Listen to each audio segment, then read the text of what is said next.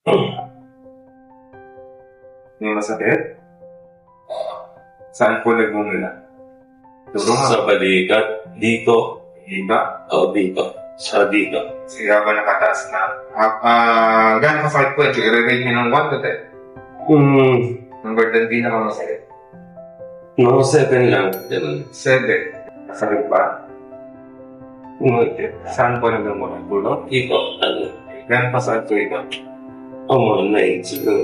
9. Saan masakit? Dito. Siguro. Gano'n masakit po ito? Mga ganun din. 9? May masakit? Doon po sa ano. Saan? Dito. Dito. Gano'n masakit po ito? Yun na. Kaping-kaping. Gano'n masakit? Mga 9. Ganun. Na, puso.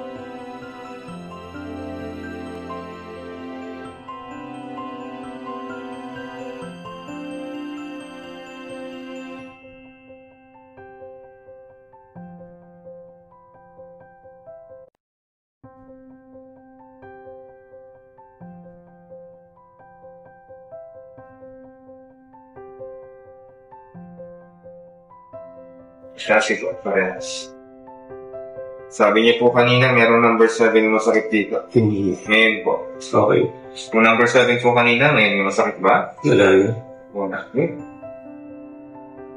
Number 9 na masakit. Wala na. Dito po, hindi yan naramdaman. Hindi siya po. Kung number 9 kanina, ngayon ilan na lang? Wala na. Wala na. Number 9 na masakit dito. Wala na. Wala na. Kamusta po ang pakiramdam mo after ng therapy? Okay naman. Galaw ka po naman.